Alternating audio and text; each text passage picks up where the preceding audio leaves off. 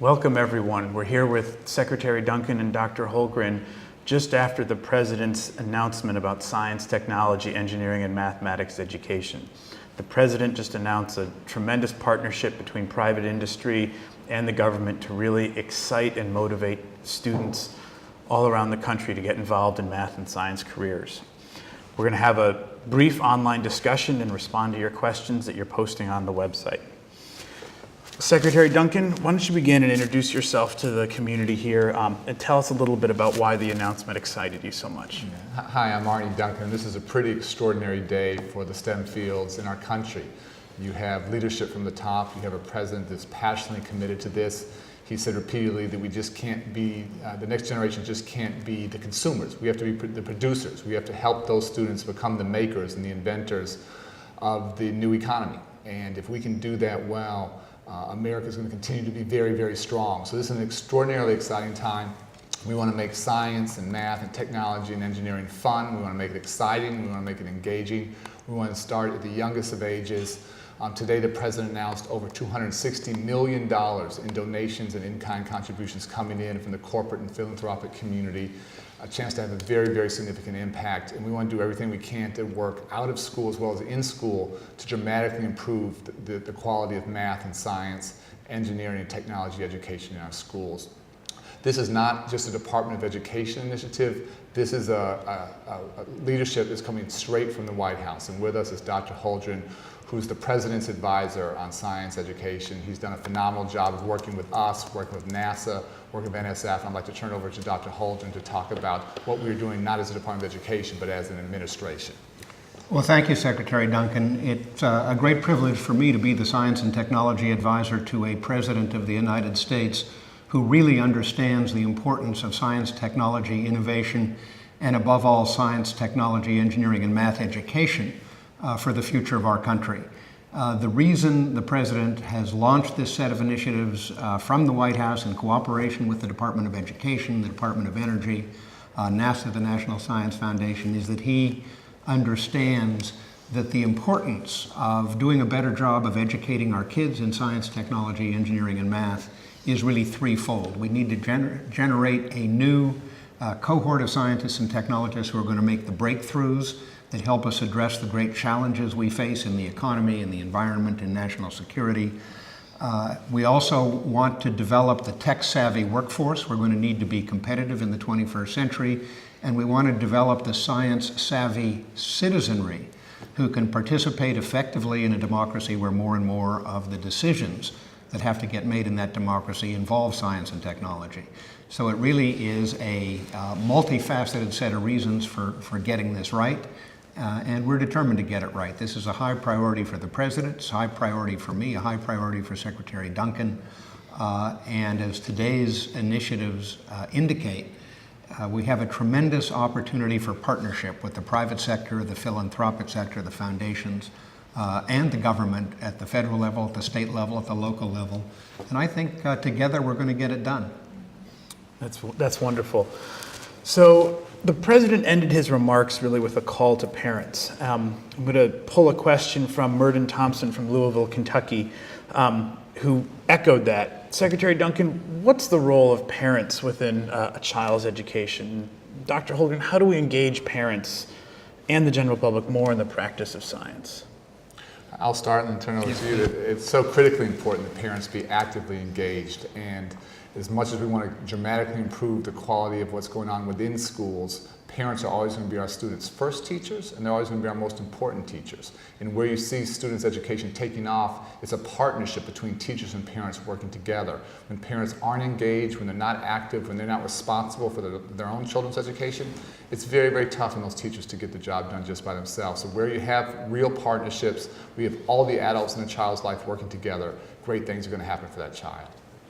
Another respect in which parents are extremely important is demanding excellence in the teaching that their kids are receiving. The President talked today about his recent trip to Asia, where he talked to leaders in South Korea, Japan, and China, among other things about education. And one of the things those leaders told the President, as he related today, is that the greatest demand for high quality in their education comes from the parents. Parents in Korea, the parents in China, the parents in Japan demanding excellence in the education their kids get, including particularly science, technology, engineering, and math education. It would be great if that happened here as well. Absolutely. So speaking of teachers, Carl Clapper from Central New Jersey has the comment that says we need to separate certification from education. Secretary Duncan, I know this is something you've put a lot of work on. How do we recruit and prepare even better teachers for our kids today? There's a lot in that question. We could take a lot of time, but let me say a couple things. I would love to find much more creative ways to get folks who know math, who know science, who know physics, who knows engineering into our classrooms. We don't have enough teachers who really know the content extraordinarily well, particularly in poor and disadvantaged communities, and where we can better partner with people coming out of industry or people with that deep content knowledge. I think that'd be of tremendous use and benefit for our students. So we want to be much more creative as we go forward. Secondly, we have had a shortage of math and science teachers for I think 3 decades. I don't want to talk about it for another 3 decades. I want to fix it. And we've been blessed to have unprecedented resources. And I think particularly again in underserved communities, I think we should pay math and science teachers more money. And we're going to put literally billions of dollars on the table to reward excellence, to get folks to teach in hard to staff communities, and to get them to work in hard to staff subject areas with a particular focus on math and science. And in long term, we want to think much more about not just certifications on a piece of paper, but on teacher effectiveness. You can have all the fanciest of degrees in the world, but if students aren't learning, are you really making a difference? So we want to move over time from sort of paper credentials to really looking at our students really learning. And those are the teachers where they're making a tremendous difference in students' lives. Those are teachers we want to better reward and highlight and learn from. And if we can do that well, I think we can transform the quality of education in our country. I'll go to a question from Ross Parent of Denver, Colorado, who comments about FIRST Robotics. You saw on the president's announcement a wonderful robot and some really charming kids, very proud of their invention. Secretary Duncan, you had a career as a professional athlete before you became an educator. What's the role in competitions like FIRST in exciting and motivating kids? And Dr. Holdren, how do we get the scientific community to help kids build those robots and create those kind of catalyzing after-school programs? Well, first of all, I would say that the whole robotics effort is an example of the fact that kids learn best by doing. They learn by making things, by doing things much more effectively than just by being lectured at about things. And I think this robotics competition, in which we saw a demonstration of one of the winners earlier today, is a great example of that. What we have happening in some of these initiatives that are being rolled out today, that were being rolled out today by the president, is we have the private sector, the philanthropic sector, and the government working together to create some new activities and approaches in which we'll have more competitions. The winners of those competitions will be brought to the White House. The president was very clear saying, you know, we bring the NCAA champions to the White House. We should also bring the champion students in science and engineering competitions to the White House. In fact, we've done some of that already. I've had several groups of science and math winners in the Oval Office with the president, and we're going to do more of that. But we're going to use prizes, I think, in a much more wide-ranging way to energize kids to get engaged in these competitions and to do well. I think John said it perfectly. If we really want students to be engaged, we have to teach them in an engaging way. And if this is simply memorizing facts and memorizing the periodic table, we're not going to get the kind of innovation we want. But if students are engaged in real competition, if they're working together, basically every high school in this country has a football team. Why doesn't every high school in this country have a robotics team? I think that's the kind of opportunity we want. And we have to have a particular focus on women and on minorities. We have to get more people engaged in math and science education, and things like the robotics competitions are just a heck of a lot of fun. The winners, they have 70,000 people in the Georgia Dome for the championship. This is a huge, huge deal, and we need to make sure more students have those kinds of opportunities. We've had a couple questions come in, one from Indiana, one from San Diego, about the nonprofit sector.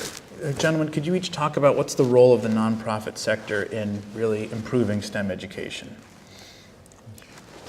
Well, first of all, a number of the major foundations, the MacArthur Foundation, the Carnegie Foundation, are involved in funding the initiatives that we launched today.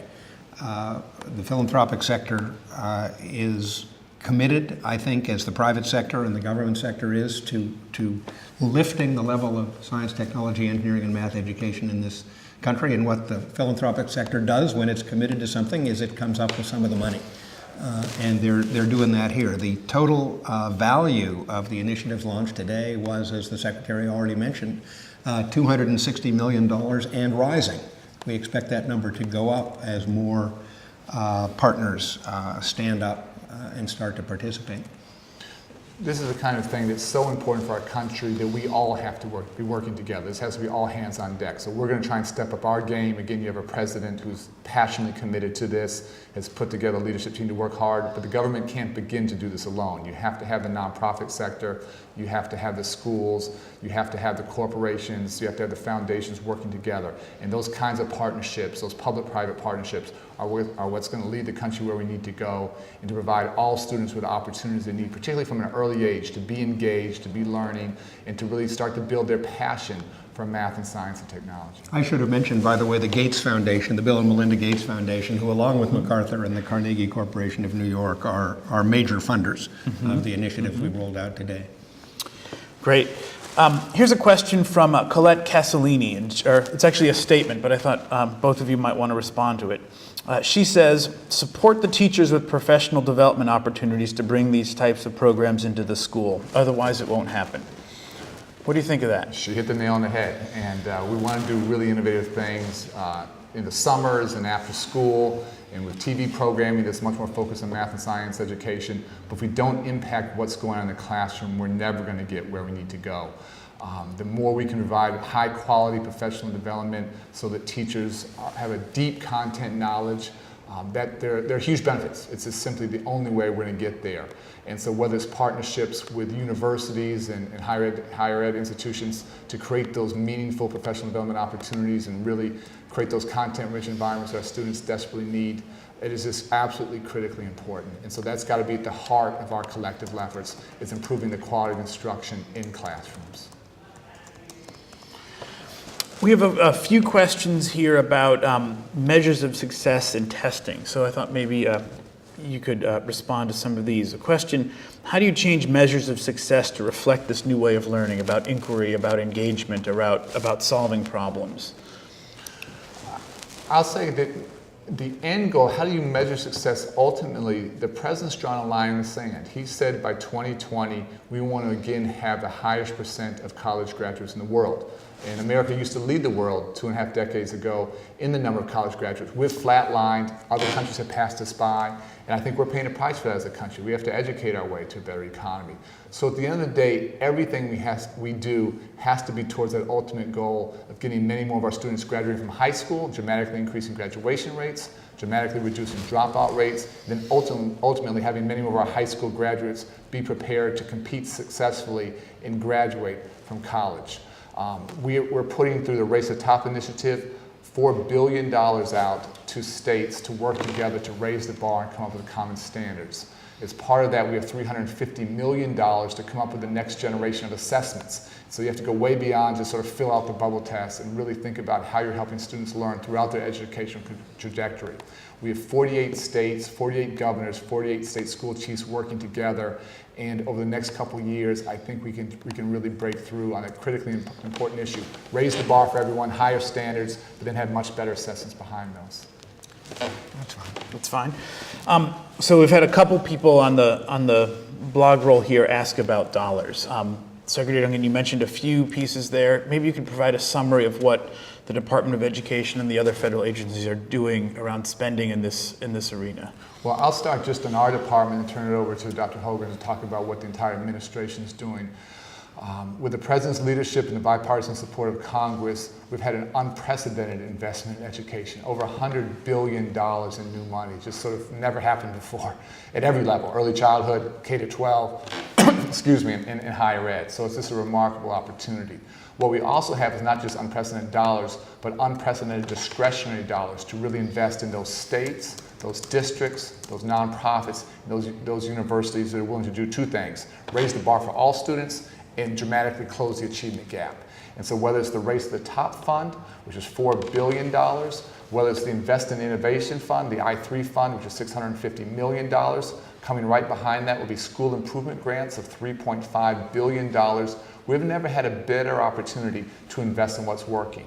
And what I've said repeatedly is that the good ideas are never going to come from Washington. The best ideas in education are always going to come at the local level. Great teachers, great principals making a difference in students' lives. What we want to do is invest unprecedented resources behind those best practices, learn from them, replicate them, take it to scale, and move these pockets of excellence, these islands of excellence, and make them systems of excellence. We have a chance, finally, to be able to do that. Certainly by far the largest part of the new government money for education is the money that Secretary Duncan has described as going through the Department of Education, but there are other efforts. Secretary Chu in the Department of Energy, the NSF Director Arne have announced a program called Re-Energize at a level of some tens of millions of dollars, which is intended to use the clean energy challenge as a way to inspire and energize a new generation of kids who would work in science and engineering and mathematics related to that particular challenge. There are a variety of other efforts spread through the cabinet departments and the White House offices. But I would say the most important thing that's new about today's announcements is the remarkable set of partnerships that bring in the philanthropic sector and the private sector with both contributions of money and in-kind contributions, pledging resources in terms of the time and effort of the employees of these companies. We have Time Warner Cable launching a campaign to connect over 1 million students to engaging after-school science, technology, engineering, and math activities. You've got the Discovery Channel that's going to be producing $150 million worth of effort to deliver to kids in the after-school hours, 3 to 5 in the afternoon, interactive science and technology content on their cable televisions. We've got a program that's aimed at developing science labs for every middle school and every high school so that kids can learn more science and engineering in hands-on ways. And again, that's being very, very heavily funded with in-kind contributions from business. So it's not just government money that's going to get this done, it's private sector money, it's philanthropic money, and it's these partnerships of folks working together. Dr. Holdren, you're an esteemed scientist. Actually a couple questions here seem to speak about a concern that science is just going to be limited to a list of facts. Maybe you could talk a little bit about how facts play a role in the practice of science, and then Secretary Duncan, what are the implications for that around Race to the Top and the new assessments that are coming? Well, first of all, I'd say science has never been just about facts, and science teaching should never be about memorizing facts. It should be about understanding concepts, figuring out how to think both critically and creatively about problems. And in fact, one of the reasons that science education is a particularly valuable thing, well beyond the potential breakthroughs that can be made relating to health and the economy and environment and so on, is this skill of thinking systematically and critically about new problems. It's always more important to be able to think creatively about new problems than it is to memorize the facts about the old ones, although we also believe that facts are important in decision making. When we think about the decisions the government faces where science and technology are involved, we want those decisions to be made in light of the best knowledge that we can bring to bear, the most relevant facts we can bring to bear. But when you're thinking about training the next generation, you much more want to think about understanding how science works, understanding how to think creatively and systematically. So one last question for you both. It sort of touches on something a little bit earlier. It's from New York. It asks, what policy initiatives are planned to make teaching as the first choice for a new grad instead of choosing to head to Wall Street or to industry? I'll start, and I think that's one of the most important things we can do. Over the next 4 to 6 years, we have as many as 1 million teachers who are going to retire. So baby boomer generation that's going out, and our ability to attract and more importantly retain great talent over the next 4 to 6 years is going to shape public education in our country for the next 30 years. It's an absolute generational shift. And so we're spending a tremendous amount of time thinking about how we make teaching the revered profession that it needs to be and should be. How do we get the hardest working, most committed to come into education? We have lots of ideas around recruitment. Let me say one thing very specifically that we're not fighting for, we're not working on, is done.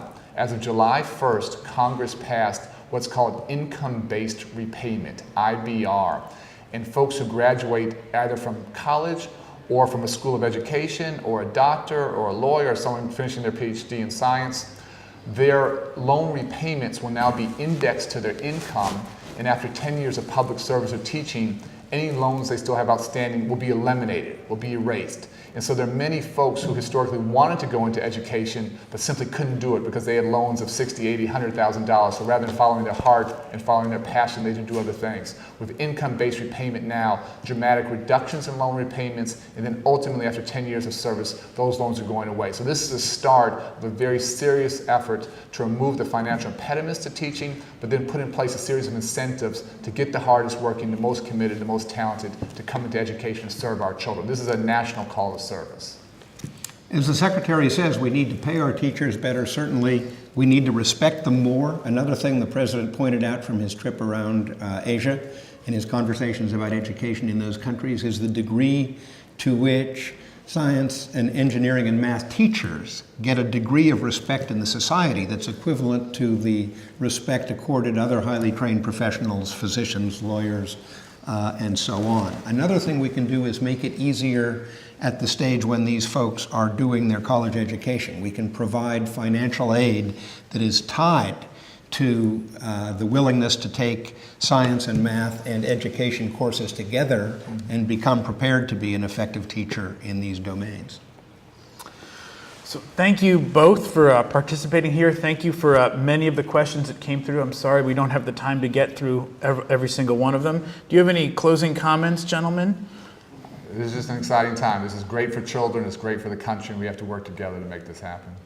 The President called for all hands on deck in this effort, as the Secretary already mentioned, and I think one of the reflections of all hands on deck is the sort of interest in the public that's reflected in this kind of webcast interaction.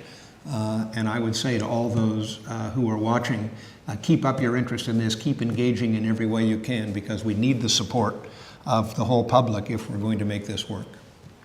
Thank you very much.